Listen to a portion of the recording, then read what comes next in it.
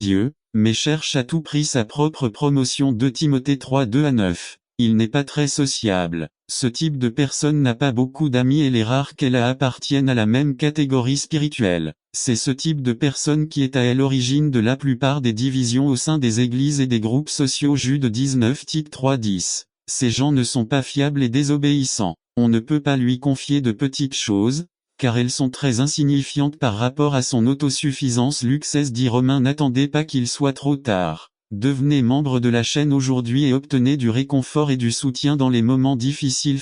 Cliquez sur le lien dans la description de la vidéo. Mardi 9 avril 2024 page 1-12, 3. Ils chercheront toujours les projecteurs et les premières places dans les réunions. 3 Jean 9 Luc. D'huile en cendre sur la terre. Aux yeux de tous ceux qui vous regardent. 28, 19. Tous ceux du peuple qui t'ont connu seront étonnés de toi. Tu seras une horreur et tu cesseras de l'être pour toujours. 3 Conséquences de la rébellion. La Bible dit que 1 Il fut ôté de la gloire de Dieu, 2 Jeté à terre. 3 Désarroi des nations. 4 Il cessa d'exister pour toujours. 4 Forces spirituelles du mal. Les forces spirituelles du mal dans les régions célestes qui surgissent en rébellion contre Dieu et son plan éternel pour l'humanité, sont le début et la cause du comportement de nombreux individus au sein des églises d'aujourd'hui. Éphésiens 6-12. La rébellion sera toujours incitée et transmise à l'homme par Satan et ses démons. Jean 8-44. La rébellion est la principale cause pour laquelle un individu est hostile au sein d'un établissement chrétien, causant ainsi beaucoup de dégâts à l'œuvre de Dieu.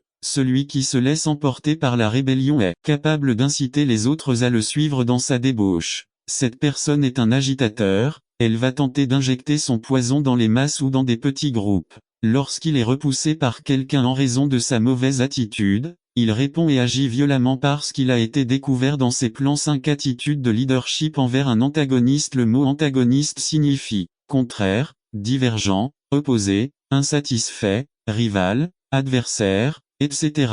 Avec les qualités et caractéristiques qui représentent un tel individu, vous devriez déjà avoir une véritable image de ce que sera le comportement d'un tel individu au sein d'une congrégation. Si les dirigeants ignorent l'attitude d'un antagoniste, cela peut causer de grands ravages et entraîner des conséquences fatidiques pour l'Église du Seigneur. Le succès d'un antagoniste réside dans le temps qu'on lui donne. N'attendez pas qu'il soit trop tard. Devenez membre de la chaîne Today et bénéficiez de réconfort et de soutien dans les moments difficiles. Cliquez sur le lien dans la description de la vidéo. Mardi 9 avril 2024 page 2 Donne d'infecter le groupe avec son poison. Si leadership en attaque. L'antagoniste est infatigable dans ses projets, il est vengeur, calculateur, mais vous appelle à le rejoindre afin que vous puissiez faire sa volonté. En tant que pasteur, je crois à la coopération, je ne suis pas d'accord avec l'irresponsabilité, le désordre et le mensonge. Je n'ai pas peur de vous enseigner ce que j'ai appris, je n'ai pas peur de vous dire que j'espère que de notre jeunesse naîtra ce serviteur qui servira ce peuple.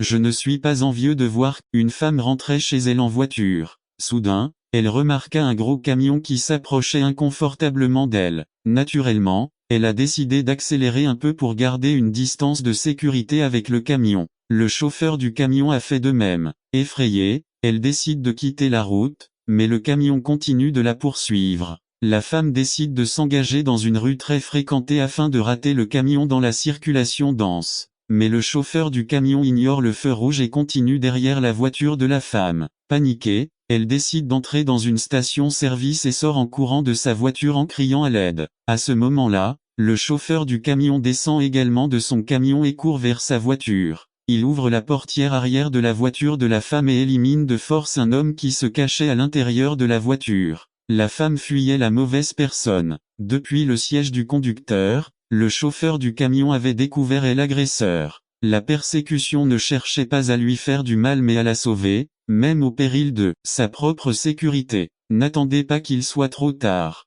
Devenez membre de la chaîne Today et bénéficiez de réconfort et de soutien dans les moments difficiles. Cliquez sur le lien dans la description de la vidéo. Mardi 9 avril 2024 page 3 Vraie et fausse sagesse. Résumé. La sagesse du monde versus la sagesse de Dieu par Carlos Camarena. Vraie et fausse sagesse. Texte. Jacques 3, 17 à 18 Lecture de la Bible. Romains 12, 16 à 18 par Carlos et Camarona. Introduction. À qui est sage et intelligent parmi vous? Telle était la question que Jacques nous a posée il y a 2 semaines. Jacques 3,13 a. Question à laquelle nous avons partiellement répondu la semaine dernière lorsque nous avons étudié le concept de fausse sagesse 1. Nous découvrons que pour Jacques, être sage ne signifie pas vaincre sa propre opinion, voir Romains 12,16. Le sage biblique est avant tout celui qui le démontre par sa bonne conduite et ses œuvres avec humilité. Jacques 3,13 b2. La personne sage n'est pas celle qui possède la vérité ou qui croit posséder la vérité ou la doctrine correcte orthodoxie, mais plutôt celle qui pratique ce qui est correct orthopraxie 3. L'expérience nous a appris que la connaissance ne devient sagesse qu'une fois mise en pratique. Une personne sage ne se reconnaît pas à ce qu'elle croit, mais à la façon dont elle vit. La connaissance intellectuelle sans piété pratique n'a aucune valeur. B. Dans l'étude de ce soir, Santiago garde le meilleur pour la fin. Après avoir décrit la fausse sagesse, cette sagesse qui se développe dans un environnement d'égoïsme et d'égocentrisme, il nous présente maintenant les caractéristiques de la vraie sagesse, où serviteur de Dieu, était tout simplement sans excuse. Or, un Samaritain, que les Juifs considéraient comme des ennemis, le vit et éprouva de la compassion pour lui. Il a mis de côté les sentiments d'hostilité entre les deux peuples pour faire quelque chose pour cet homme dans le besoin. Il ressentit une telle pitié et une telle sympathie qu'il se donna pour l'aider. La Bible dit qu'il s'approcha de lui, s'agenouillant à ses côtés. Il guérissait ses blessures avec du vin pour les désinfecter et de l'huile pour les apaiser. Il les a bandées, éventuellement en utilisant ses propres vêtements, et l'a mis dans son petit âne. Il l'a emmené dans une auberge et a pris soin de lui toute la nuit. Le matin, il sortit 2 deniers, 2 pièces d'argent qui équivalaient à 2 jours de travail, et demanda au propriétaire de l'auberge de prendre soin de lui. S'il dépensait plus que ce qu'il lui avait donné, à son retour il le rembourserait.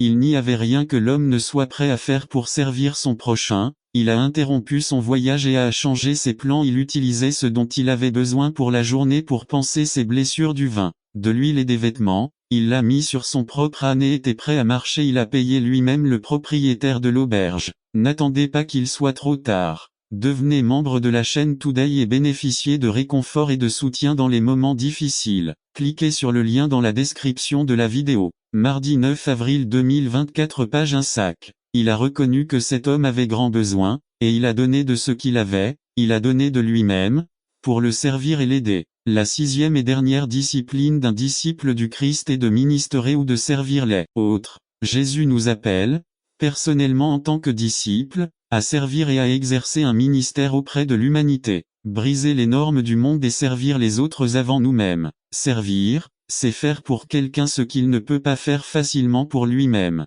La tâche pourrait être fastidieuse et prendre beaucoup de temps. Cela pourrait être simple, sans mériter d'être reconnu, mais s'il aide quelqu'un, Christ est glorifié. Comme le disait Mère Teresa, nous ne pouvons pas faire de grandes choses, juste de petites choses avec beaucoup d'amour. Comment servez-vous les autres? Qu'est-ce que le fait d'être un disciple du Christ vous guide? Vos opportunités de servir les autres de manière sacrificielle sont infinies. Prions, n'attendez pas qu'il soit trop tard. Devenez membre de la chaîne Today et bénéficiez de réconfort et de soutien dans les moments difficiles. Cliquez sur le lien dans la description de la vidéo. Mardi 9 avril 2024, page 2, témoigner au monde résumé. Ceci est le 7e d'une série de sermons qui parle des 6 disciplines bibliques d'un disciple du Christ par Gabriel Cortés. Introduction. Ce matin, nous voulons méditer sur la 5e discipline d'un disciple de Christ, qui est témoin du monde. Les 4 premiers sont l'un des passages les plus connus du NT et la Grande Commission. Nous le trouvons dans MT 28, 18 à 20.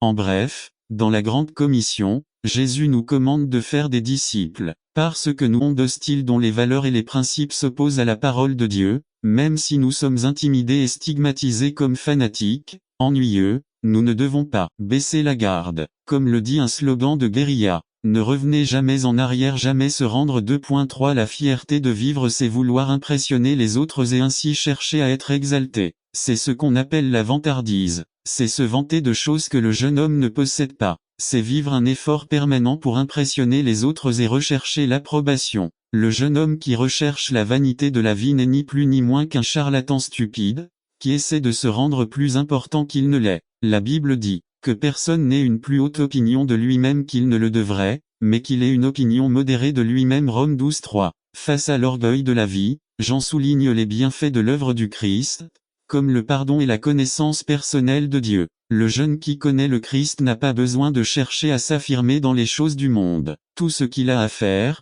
c'est de se rappeler qui il est et ce que Christ a fait pour lui. Mon cher jeune homme, tu ne peux échapper à l'obligation d'être différent du monde. Nous parlons d'une différence mais pas d'une indifférence. En tant que chrétiens, nous devons être différents en tout. Que voient en vous vos amis, camarades de classe et même les membres de votre famille qui ne connaissent pas Christ? Êtes-vous différents d'eux? Ou faites-vous partie de la foule 3? Ils ont consacré tous leurs efforts à pratiquer le mal au lieu de la volonté de Dieu. V17 Le monde finit avec ses mauvais désirs, mais celui qui fait la volonté de Dieu demeure pour toujours. V17 Mes jeunes bien-aimés, Jean nous met en garde contre les dangers des ténèbres et la nécessité de marcher dans la lumière. Le principal problème de notre génération est d'avoir mis de côté la parole de Dieu. Aujourd'hui, nous voyons une société intellectuelle, dédiée à la technologie, à la recherche scientifique, pleine de connaissances, mais avec un manque d'ignorance concernant les principes divins. Ce que nous devons faire,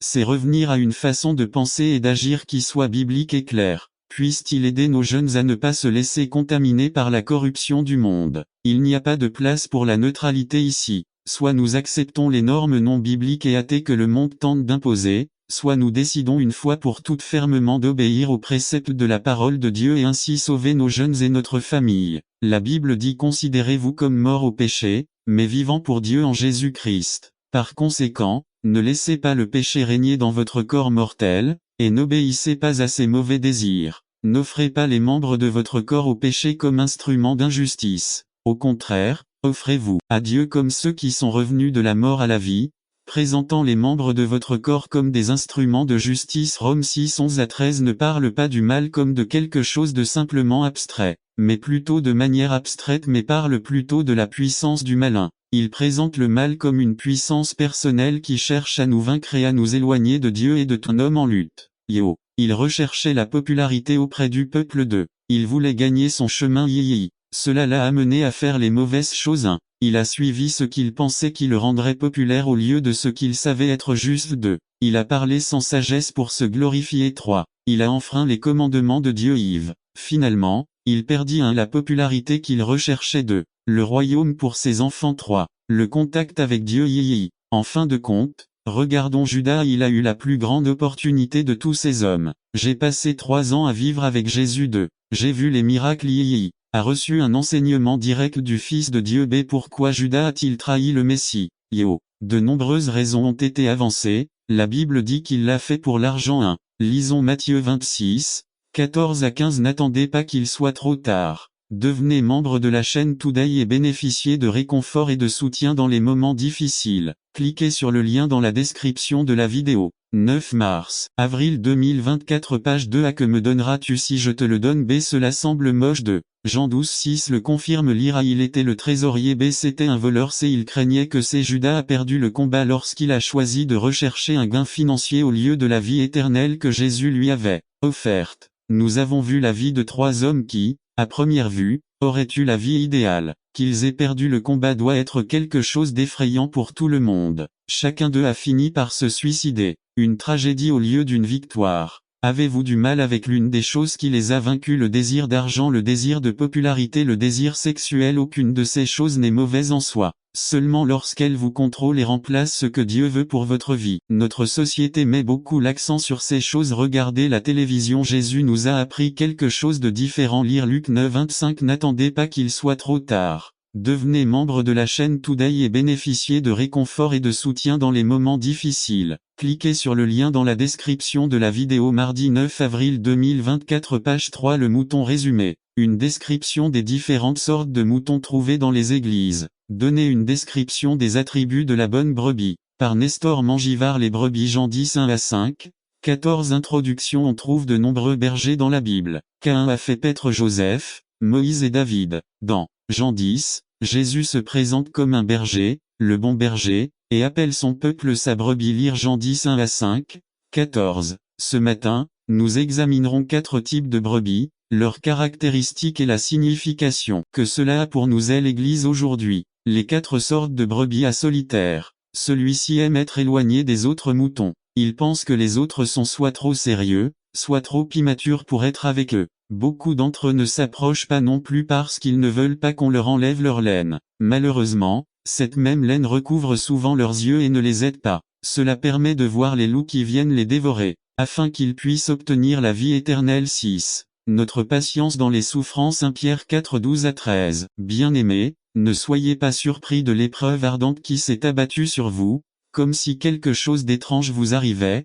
13. Mais réjouissez-vous parce que vous participez aux souffrances de Christ, afin que tu puisses aussi te réjouir d'une grande joie de la révélation de sa gloire. N'attends pas qu'il soit trop tard. Devenez membre de la chaîne Today et bénéficiez de réconfort et de soutien dans les moments difficiles. Cliquez sur le lien dans la description de la vidéo. Mardi 9 avril 2024 page 3-7.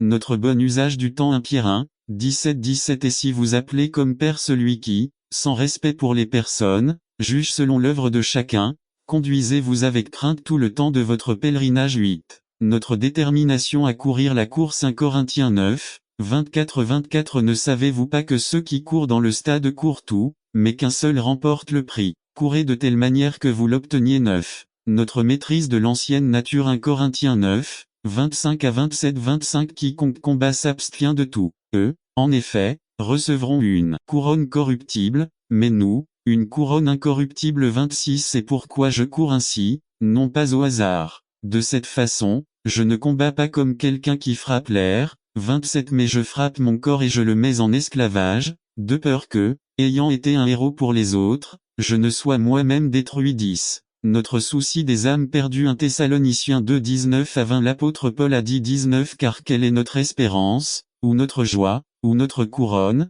dont je puisse me vanter? Ne l'êtes-vous pas, devant notre Seigneur Jésus-Christ, à sa venue? 28. Notre gloire et notre joie. 11. Notre réaction à la tentation. Jacques 1, 12. Bienheureux l'homme qui endure la tentation, car lorsque vous aurez résisté à l'épreuve, vous recevrez la couronne de vie que Dieu a promise à ceux qui l'aiment. 12. Notre amour envers la venue du Christ. 2 Timothée 4, 8. Enfin, la couronne de justice m'est réservée, que le Seigneur, le juste juge, me donnera en ce jour-là, et pas seulement à moi, mais aussi à tous ceux qui aiment sa venue. Nous avons déjà vu l'événement, voyons maintenant l'examen de l'effet. C'est ainsi que Dieu va nous examiner. 1 Corinthiens 3, 11 à 15. 11. Car personne ne peut poser un autre fondement que celui qui a été posé, qui est Jésus-Christ. 12. Et si quelqu'un bâtit sur ce fondement, de l'or, de l'argent, des pierres précieuses, du bois, du foin, du chaume. 13. L'œuvre de chacun deviendra manifeste, car le jour le déclarera,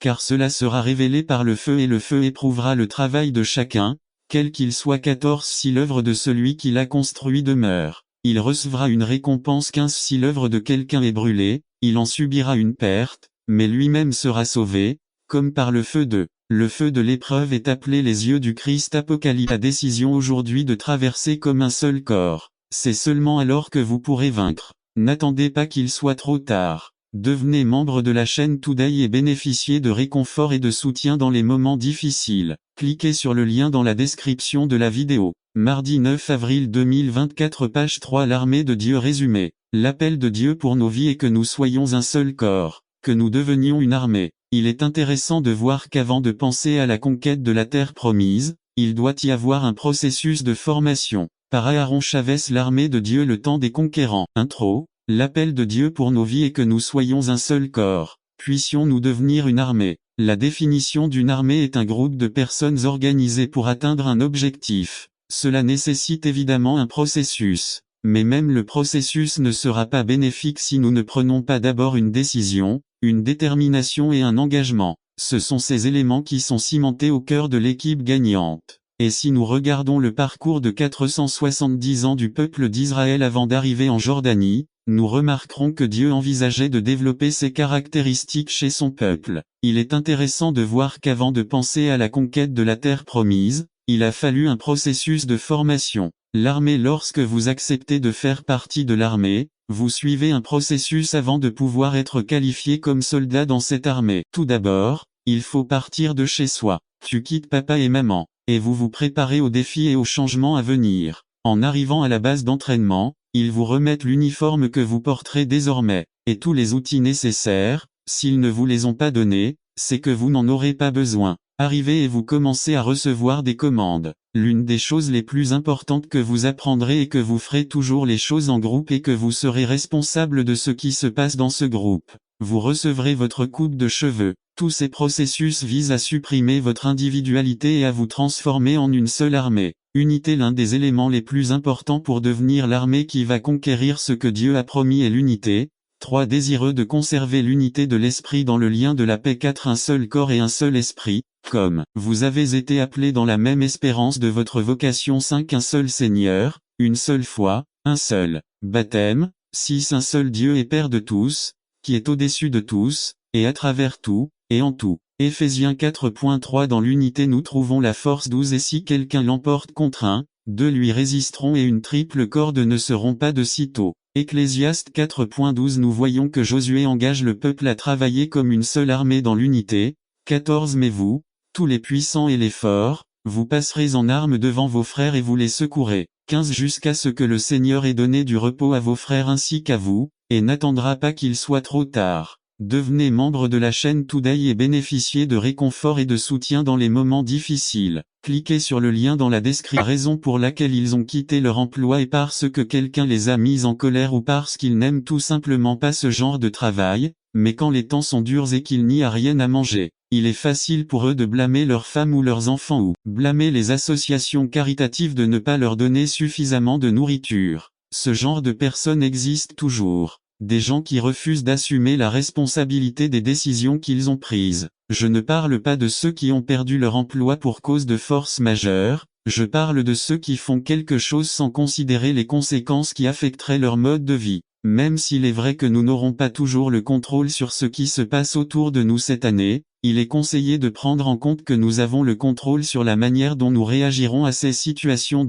Croyez que nous pouvons changer. Arrêtons de dire je ne peux pas et commençons par dire bien sûr que je peux. Celui qui dit que je peux tout faire par le Christ qui me fortifie pourra tout faire. Phil 4, 13 version juive. Il n'y a rien que je ne puisse maîtriser avec la force du Christ. Croyez-vous vraiment ce verset? Croyez que cette année vous ne verrez rien que vous ne puissiez maîtriser. Aucun problème, aucune circonstance, aucune bataille que vous ne puissiez maîtriser avec l'aide et la force que le Christ vous offre. Parce que je peux tout faire par le Christ qui me fortifie. Beaucoup de gens ne progressent jamais parce qu'ils ne croient pas pouvoir changer leurs habitudes, leurs coutumes, etc.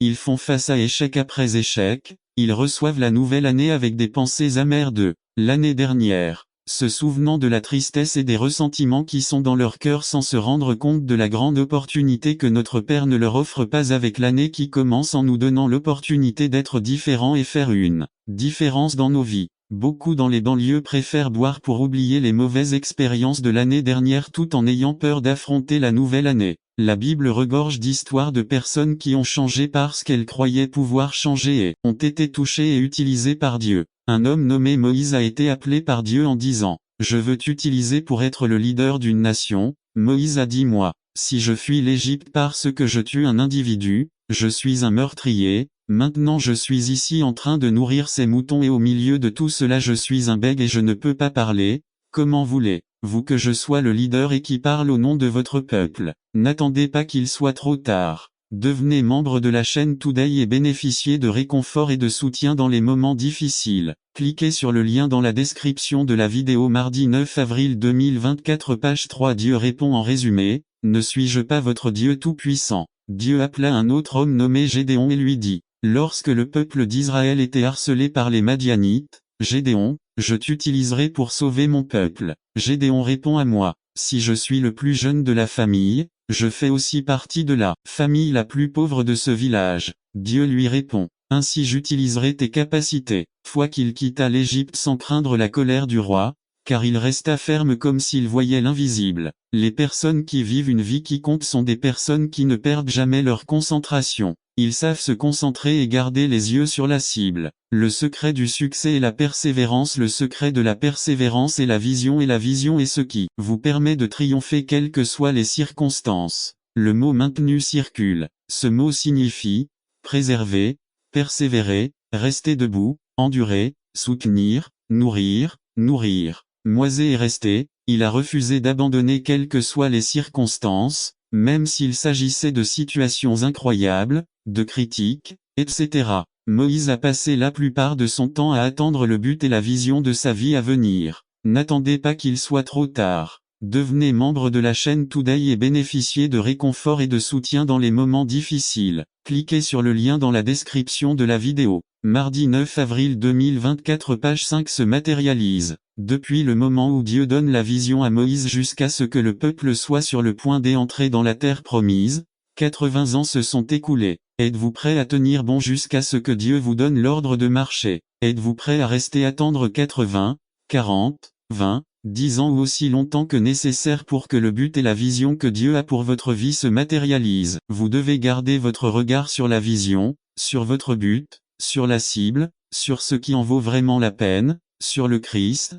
De cette façon, même si des circonstances difficiles surviennent, vous ne vous évanouirez pas. Hébreux 12 1 à 2 1 C'est pourquoi, nous aussi, qui sommes environnés d'une si grande multitude de témoins, rejetons le fardeau qui nous gêne, surtout le péché qui nous assiège, et courons avec persévérance dans la carrière qui nous attend et placée devant nous deux. Fixons notre regard sur Jésus, le Créateur et le Perfectionneur de notre foi, qui, pour la joie qui l'attendait, a enduré la croix, méprisant la honte que cela signifiait, et qui est maintenant assis à la droite du trône de Dieu. LSG Les expressions courons avec persévérance et fixons nos yeux sur Jésus vont de pair. Parce que lorsque vous aurez le regard fixé sur Jésus, vous courez la course avec persévérance. Sur quoi avez-vous les yeux fixés? Sur quel domaine de votre vie devez-vous travailler? Savez-vous pourquoi Dieu vous a créé? Avez-vous pris la responsabilité de votre vie? Avez-vous un système de valeurs et de priorités qui glorifie Dieu? Sur quoi avez-vous le regard fixé?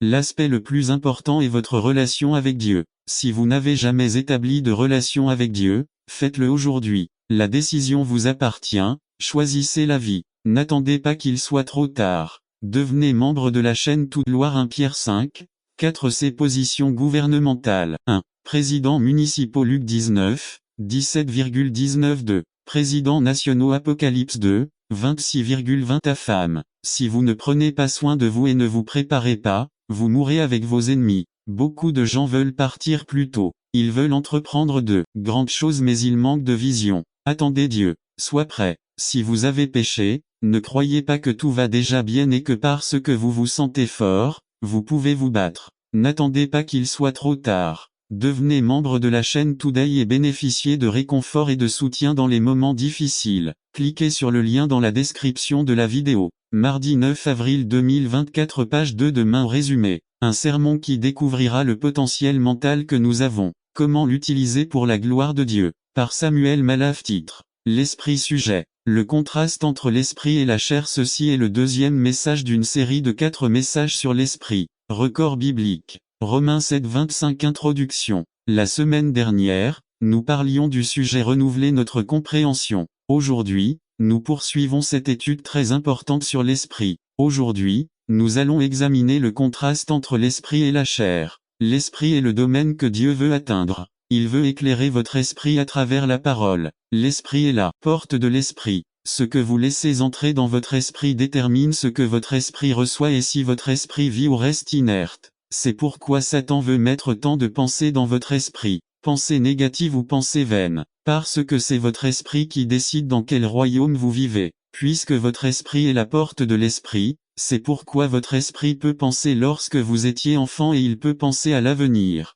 L'esprit est la seule partie connectée à votre corps qui est transcendantale. L'esprit est connecté à l'âme, à l'esprit et à votre corps. Mais il peut se déconnecter de votre corps et s'entremêler dans l'âme et l'esprit. Or, selon la Bible, l'esprit peut être déconnecté de l'âme, mais l'esprit et l'âme seront toujours ensemble. Y éclairer les yeux de l'entendement. Éphésiens 1 15 à 19 1. Il est bon d'avoir la foi et l'amour, mais nous avons besoin de sagesse et de révélation dans sa connaissance. A pour éclairer les yeux de votre entendement. B connaître l'espérance et connaître les richesses de son héritage. D reconnaître son pouvoir et la puissance de sa force. 2. Pourquoi éclairer les yeux de l'entendement. Luc 19 Acte 20 25 1. Pour apporter cette compréhension à tous ceux qui ont besoin que leur esprit soit ouvert d'eux. Si nous ne renouvelons pas notre esprit, nous ne comprendrons jamais la parole de Dieu. 3. Établir le royaume de Dieu sur terre. 4. Nous l'établissons d'abord dans notre esprit, puis sur la terre. Le royaume de Dieu est dans votre esprit. 1 Corinthiens 6 9 à 11. N'attendez pas qu'il soit trop tard. Devenez membre de la chaîne Today et bénéficiez de réconfort et de soutien dans les moments difficiles. Cliquez sur le lien dans la description de la vidéo. Mardi 9 avril 2024 page 1.1. Ce que vous autorisez dans votre esprit décide à quel royaume vous appartenez ici sur terre à maintenir des pensées saines. B. Prendre des décisions. Position de Dieu est-elle un ordre? Parce que notre inclination naturelle est de nier Dieu de quelque manière que ce soit. Si nous